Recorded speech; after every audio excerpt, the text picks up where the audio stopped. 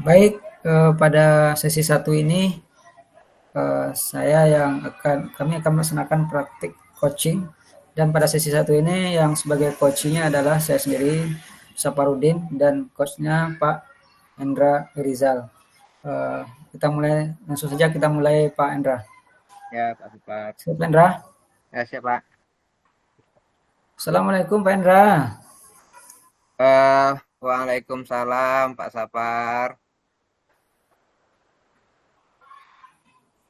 Eh, Pak Endra, Bagaimana kabar Pak Sapar? alhamdulillah sehat, Pak. Tapi pada hari ini saya ada sedikit masalah, Pak. Eh, ya, karena Pak Sapar kemarin udah ngirim pesan kepada saya. Ada yang bisa saya bantu, Pak Sapar? Ya, Pak. Kalau Bapak tidak sibuk, apa boleh kita berbincang-bincang sebentar, Pak? Oh, tentu Pak Sapar. Kebetulan hari ini saya ada waktu luang kosong. Eh, Ngomong-ngomong, yang Bapak harapkan dari percakapan kita hari ini apa? Iya, Pak. Begini, Pak. Saya ingin mendapatkan jalan keluar, solusi dari masalah yang saya hadapi. Mungkin setelah perbincangan dengan Bapak nanti, saya dapat mendapatkan gambaran tentang apa yang saya hadapi. Mungkin itu, Pak. Oke. Memangnya permasalahan yang Pak Sapar hadapi itu apa kira-kira? Gini, Pak. Di saya sebenarnya adalah permasalahan di kelas saya. Ada salah seorang murid saya, Pak, yang ketika proses pembelajaran itu, di awal pembelajaran dia tidak mau ikut berdoa, kemudian ketika duduk, dia duduk seenaknya saja, dan ketika saya menjelaskan, dia seakan-akan tidak mendengarkan penjelasan yang saya sampaikan. Nah, dan ketika saya tegur, malah dia itu melawan kepada saya, Pak. Dia mengeluarkan kata-kata yang tidak pantas diucapkan oleh seorang murid. Mungkin itu masalah yang saya hadapi, Pak. Oke, baiklah Pak Sapar.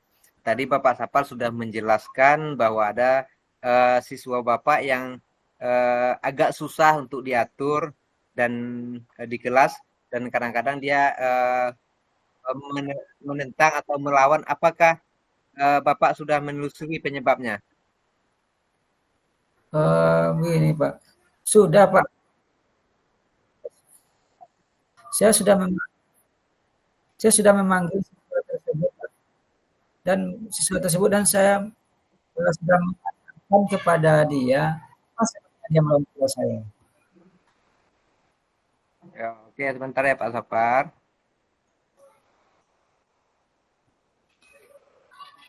Eh, Lalu menurut pengamatan Pak Sapar, mengapa siswa tersebut mungkin melawan atau membangkang kepada Bapak?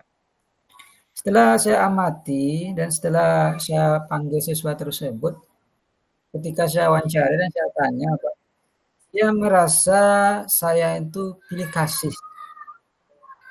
Dia merasa seperti itu. Kenapa saya saja yang sering Bapak marahi di kelas?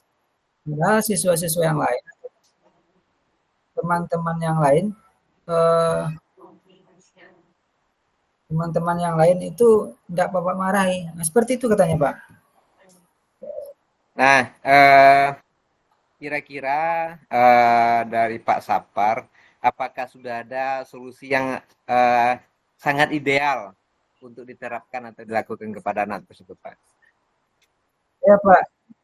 Saya di sini sudah berusaha mencarikan solusinya dan sudah memikirkan secara matang-matang apa yang harus saya lakukan agar nanti solusi yang saya berikan itu eh, memberikan dampak yang positif terhadap peserta didik saya. Solusinya itu saya melakukan pendekatan khusus kepada siswa tersebut dan juga mengubah dan juga berusaha mengubah apa yang menjadi keluhannya dan melakukan strategi pembelajaran yang lebih menarik untuk siswa tersebut, Pak. Eh, Apakah sudah ada strategi pembelajaran yang menarik, yang baik untuk Pak Sapar terapkan? Sudah Pak, saya sudah pernah, saya sudah Pendra, saya sudah berusaha menerapkan strategi pembelajaran. Kita sudah menggunakan pembelajaran yang berdiferensiasi, bagaimana agar siswa itu bisa melayani pembelajaran itu bisa melayani semua kebutuhan siswa gitu kan, perbedaan-perbedaan yang ada. Dan juga saya sudah menggunakan ice breaking seperti tepuk-tepuk. Nah, ada juga saya yang menggunakan ice breaking dengan menampilkan video-video motivasi dan video-video yang gambar-gambar ya atau video-video yang menyenangkan bagi anak. Itu yang sudah saya lakukan, Pak. Oke.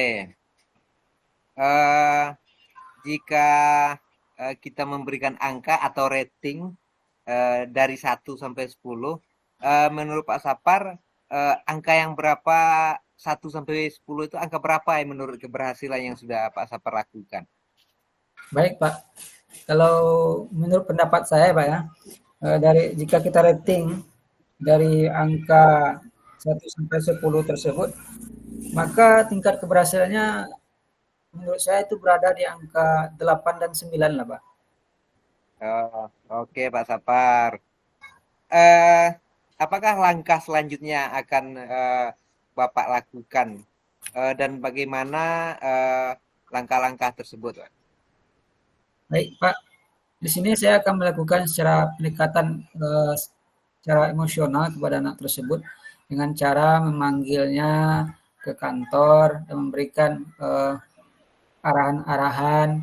Kemudian juga saya berencana selalu menerapkan pembelajaran itu yang berpihak dan memahami peserta didik saya dan proses pembelajaran sehingga semuanya bisa mendapatkan hak belajarnya sesuai yang kita pelajari dan juga saya akan melakukan komunikasi atau berkolaborasi dengan orang tua siswa tersebut. Mungkin seperti itu, Pak. Sangat menarik, Pak Sapar. Eh, Kira-kira siapa yang bisa membantu atau rekan Pak Sapar dalam menyusun rencana dan melaksanakan tindakannya, Pak Sapar? Baik, Pak.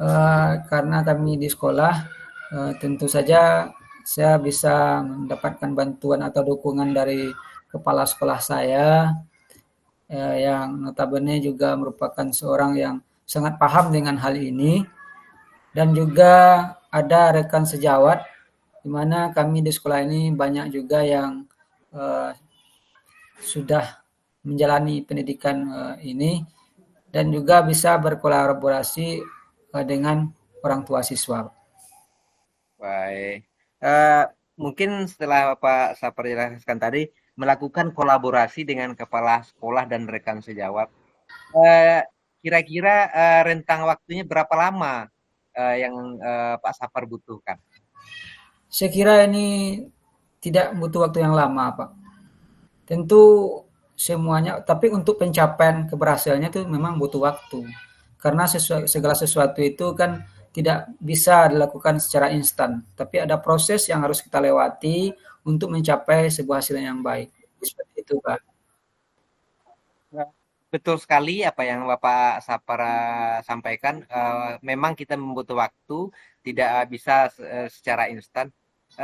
Kira-kira kapan Pak Sapar akan melaksanakan rencana tersebut? Insya Allah secepatnya, Pak. Eh, Agar siswa saya tersebut mendapatkan haknya sehingga tercipta pembelajaran yang berpihak kepada. Oke, komitmen apa yang akan Bapak Sapar lakukan untuk mewujudkan rencana tersebut agar berjalan dengan lancar dan baik? Ya, saya akan istiqomah, Pak. Kalau istilah agamanya kan istiqomah atau konsisten dengan yang sudah saya lakukan. Kemudian saya belajar secara terus, kemudian mengupgrade pengetahuan, kemudian saling berkaitan dengan proses pengajaran. Kemudian saya akan melakukan berbagi praktik baik dengan rekan sejawat sehingga saya itu menjadi seorang apa namanya, pendidik atau guru yang dirindukan dirindukan kehadirannya oleh peserta didik saya, Pak. Baiklah Pak Sapar, semoga rencana ini dapat berjalan dengan baik dan lancar. Bagaimana perasaan Pak Sapar setelah kita berbincang-bincang walaupun dalam waktu singkat? Alhamdulillah, Pak Indra, sekarang saya merasa lega dan merasa plong karena saya merasa solusi dari permasalahan yang saya hadapi sudah saya dapatkan dengan perbincangan kita hari ini, Pak. Mungkin itu, Pak. Syukur, alhamdulillah. Kalau begitu, apakah ada hal lain yang mungkin yang masih mengganjal yang atau akan kita bicarakan, Pak? Menurut saya cukup, Pak. Dan saya mengucapkan terima kasih banyak kepada Pak Endra yang sudah mau mendengarkan dan meluangkan waktunya untuk mendengarkan curhatan saya dengan berbagai permasalahan yang saya hadapi, Pak. Terima kasih, Pak. Nah, saya juga eh, senang berbagi dan mendengarkan cerita dari Pak Sapar. Mudah-mudahan dengan adanya komunikasi kita yang baik ini, eh, kita dapat bertemu lagi dan Pak Sapar tidak bosan-bosan untuk berbagi dengan saya. Mungkin hanya itu Pak Sapar. Assalamualaikum Pak Sapar. Waalaikumsalam warahmatullahi wabarakatuh. Baik, itu untuk sesi yang pertama, Pak Endra sebagai coach dan saya sebagai coachnya. Untuk sesi yang kedua, Pak Endra sebagai coach dan saya sebagai coachnya. Silakan Pak Endra. Sudah. Eh, Assalamualaikum Pak Sapar. Waalaikumsalam Pak Endra. Bagaimana kabarnya? Keluarga sehat? Alhamdulillah Pak. Akan tetapi ini ada sedikit masalah yang saya hadapi yang ingin saya berbagi dengan Pak Sapar ini. Oh iya, ada yang bisa saya bantu, Pak? Eh, Begini Pak Sapar, eh, eh, kalau Bapak tidak sibuk, apa boleh saya berbincang-bincang untuk sementara, Pak? Tentu, tentu boleh Pak, tentu boleh. Karena hari ini kebetulan saya akan guru bidang studi Pak. Jadi kalau jam-jam siang ini saya bisa santai. Jadi kita bisa berbincang Pak. Kira-kira menurut Pak Endra apa yang Pak Endra harapkan atau apa yang Pak Endra inginkan dari perbincangan kita hari ini? Oke, mungkin saya ingin menemukan solusi, Pak Sapar, dari masalah yang saya hadapi. Mungkin setelah berbincang dengan Pak Sapar, mungkin saya akan mendapatkan solusi dan mendapatkan jalan keluarnya yang saya hadapi, Pak Sapar. Memangnya Pak Endra ada masalah apa itu? Kok serius sekali kelihatannya? Begini Pak Sapar, eh, ada satu salah satu dari siswa saya kemarin waktu kita libur, dia melakukan hal yang kurang wajar dilakukan. Dia itu merekam video, jadi mungkin Hmm. dia ya di posting di Instagram, mungkin lebih apanya dia memposting dia merokok Pak, di posting di Oh, Instagram kemudian dia live secara langsung. Mungkin itu permasalahan yang saya hadapi, Pak. oh, seperti itu ya. Baik, tadi Bapak sudah menjelaskan ada salah seorang siswa Bapak itu yang melakukan perbuatan yang melanggar tata tertib dan itu dilakukan di media sosial lagi kan.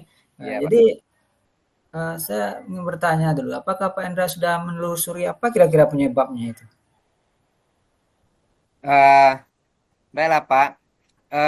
Saya sudah memanggil siswa tersebut, kemudian menanyakan kenapa dia melakukan hal yang demikian. Kemudian dia berbicara, mungkin dia merasa tidak bersalah. Kemudian karena dia ada permasalahan dengan keluarganya, mungkin karena orang tuanya itu semuanya kerja, kakaknya kerja, Hmm. sehingga dia mungkin kurang ada perhatian dari orang tua, sehingga untuk melampiaskan itu dia pergi ke teman-temannya sehingga tanpa sadar dia memposting hal tersebut karena menurut dia itu mungkin tidak salah, Pak. Oh, jadi seperti itu ya, Pak. Jadi Ya, menurut pengamatan Pak Endra, siswa tersebut melakukannya karena dia kurang mendapatkan perhatian dari orang tuanya. ya. Kira-kira mengapa dia tidak ditelusuri? Apakah pekerjaan orang tuanya yang sibuk atau bagaimana, Pak? Menurut pengamatan saya setelah anak itu kita panggil, mungkin karena orang tuanya sibuk bekerja di luar, kemudian setelah kita tanya sama orang tuanya, memang keadaannya begitu, karena dia orang tuanya bekerja kedua-duanya, kakaknya juga bekerja, sehingga Hmm. dia tidak lagi mendapat perhatian penuh, walaupun ada juga perhatian dari orang tua, sehingga dia mencari tempat untuk berbagi, Pak Sapar. Oh, seperti itu ya. Kira-kira apa solusi yang Bapak Endra akan lakukan untuk mengatasi masalah anak tersebut, Pak? Eh, Saya telah melakukan yang pertama adalah pendekatan secara otomatis adalah pendekatan kepada siswa tersebut, mencarikan solusinya. Kemudian kami juga sudah berbicara dengan wali kelas untuk memanggil anak tersebut dan mencarikan solusinya dan mencarikan jalan keluarnya. Kemudian setelah itu anak tersebut mungkin sudah mulai memahami agak sedikit. Tetapi kita butuh waktu karena ini merupakan hal yang di luar kemampuan kita sebagai guru, tapi kita juga butuh kerjasama dengan orang tua, Pak Safar. Oke, Pak Endra. Jadi Pak Endra sudah memaparkan strategi atau cara-cara yang akan Pak Endra laksanakan untuk mengatasi permasalahan anak tersebut. Kira-kira jika kita berikan rating angka, kita nilai dari angka 1 sampai 10, dari kegiatan yang Pak Endra lakukan tadi, kira-kira itu berada pada angka berapa, Pak? Kalau kita berbicara masalah angka atau rating, tadi Bapak memberikan gambaran 1 sampai 10. Karena dari strategi yang sudah saya sampaikan tadi, kita sudah memanggil anak, kemudian berbicara dengan wali kelas, kemudian kita juga memanggil guru BK, kemudian kita sudah melakukan pendekatan belajar berdereferensiasi, kemudian kita juga menyampaikan bagaimana kita melakukan budaya positif ke anak. Mungkin kalau bicara dari rating, mungkin tingkat keberhasilan mungkin antara 8 sampai 9 lah, Pak. Oh, seperti itu ya. Oke, Pak Endra. Saya semangat ya, Pak Endra ya. Jadi mungkin ada hal-hal yang di sini saya ingin menggali lagi. Tentu dari semua yang sudah Pak Endra lakukan itu, apa tindak lanjutnya? Apa tindakan berikutnya dan bagaimana langkah-langkah Pak Endra dalam mengatasi apa dari rencana yang sudah disampaikan tadi gitu. Sejauh ini yang akan saya lakukan adalah pendekatan secara emosional kepada siswa tersebut. Kemudian mungkin saya juga akan bekerja sama dengan wali kelas, guru BK. Ini yang tak kalah pentingnya adalah terutama dengan orang tua, karena kita pembelajaran di sekolah untuk tingkat fase D ini SMP kita cuma sampai jam 3. Otomatis anak full di rumah itu dari pulang sekolah sampai besok itu kan lebih banyak di luar, karena ini terjadi di luar jam pembelajaran bahkan pada malam hari. Jadi kita sudah melakukan pendekatan itu, Pak Sapar. Oke, oke Pak Endra, sudah bisa saya tangkap apa yang Pak Endra jelaskan. Nah, jadi sekian banyak kegiatan yang akan Pak Endra lakukan. Tentu Pak Endra tidak bisa berjalan sendiri gitu kan. Jadi Ya. harus ada pihak-pihak yang membantu, pihak atau pihak-pihak yang membackup. Ya, jadi kira-kira menurut Pak Endra, pihak mana saja atau siapa saja yang bisa membantu Pak Endra dalam menyusun dan melaksanakan rencana ini? Eh, Baiklah Pak, sejauh ini yang jelas yang membantu sekali adalah kepala sekolah. kemudian guru BK dan wali kelas dan juga teman rekan sejawat yang lainnya. Yang akan kita lakukan adalah berkolaborasi dengan orang tuanya yang terlebih penting sekali Pak Sapar. Oke, oke, baik Pak Endra. Jadi saya sudah mendengar apa yang Pak Endra sampaikan, luar biasa sekali.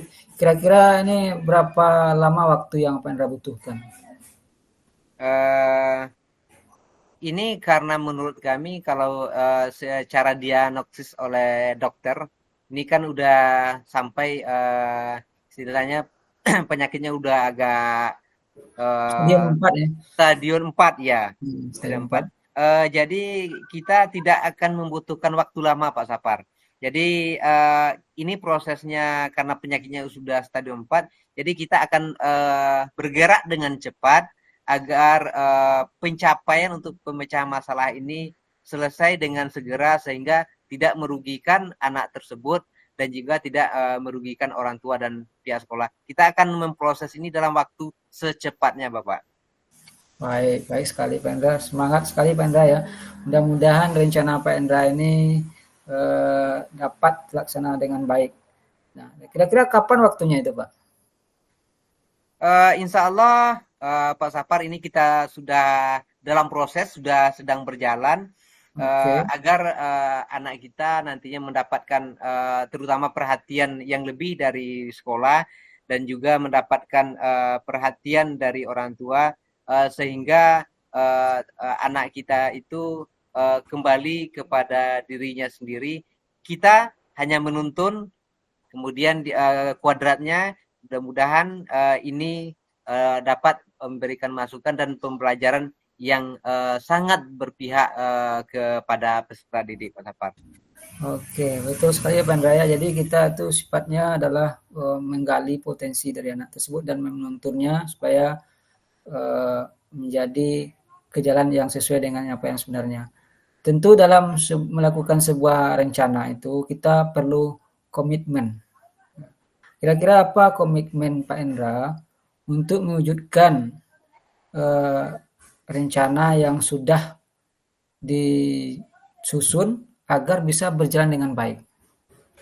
Uh, iya Pak, begini. Uh, Insya Allah Pak, saya akan melaksanakan dengan continue Pak, berkelanjutan. Saya akan melaksanakan dengan kontinu dan berkelanjutan uh, secara terus-menerus dan akan apa namanya menggali lagi pengetahuan atau ilmu yang berkaitan dengan proses pembelajaran. Kemudian saya akan melakukan berbagai praktek yang baik dengan rekan sejawat sehingga kehadiran saya di kelas nanti mungkin dapat memecahkan masalah dan membantu peserta didik sehingga tidak membosankan sehingga kehadiran kita itu memang dinanti-nanti oleh siswa. Tanpa kehadiran kita mungkin mereka tidak akan merasa kecewa sehingga kehadiran kita itu dirindukan oleh peserta kita Pak Sapar. Baik, oke, luar biasa sekali ya Pak Endra ya. Dan saya semoga apa yang Pak Endra rencanakan dan Pak Endra jalankan berjalan dengan lancar. Dan sekarang bagaimana perasaan Pak Endra setelah kita berbincang dari tadi mengenai permasalahan yang Pak Endra hadapi? Ya, uh, alhamdulillah kita bersyukur Pak Sapar karena Bapak juga sudah mau berbagi sehingga saya sudah merasa agak lega dan plong karena saya sudah mendapatkan solusi atau jalan keluarnya yang saya hadapi dan mudah-mudahan dari solusi yang Bapak berikan ini dapat saya jadikan tuntunan atau panutan untuk saya laksanakan dan insya Allah nanti akan juga kita tularkan kepada rekan-rekan sejawat kita Pak Sapar. Baik, baik, baik. Syukur, syukur alhamdulillah kalau begitu Pak Endra. Jadi saya juga bersyukur saya sudah bisa berbagi dengan Pak Endra dengan apa yang saya miliki. Apakah ada hal lain yang bisa kita bicarakan atau yang perlu kita bicarakan, Pak? Uh, untuk waktu ini mungkin saya rasa sudah cukup Pak Sapar. Kemudian saya juga mengucapkan terima kasih banyak kepada Pak Sapar yang sudah mau ini, mau mendengarkan, mau berbagi, mau memberikan masukan, sehingga apa yang saya alami ini tidak saya terima sendiri, sehingga saya sangat-sangat berterima kasih sekali atas masukan ini dan curhatan kita ini. Terima kasih banyak Pak Sapar. Terima kasih juga Pak Hendra, saya juga senang mendengarkan cerita-cerita Pak Hendra yang semangat luar biasa. Mudah-mudahan di lain waktu atau di lain kesempatan kita bisa saling berbagi lagi atau berbincang-bincang lagi dan kita saling memberikan solusi atau masukan. Ya, terima kasih Pak Hendra, sampai jumpa. Assalamualaikum warahmatullahi wabarakatuh. Waalaikumsalam Pak Sapar.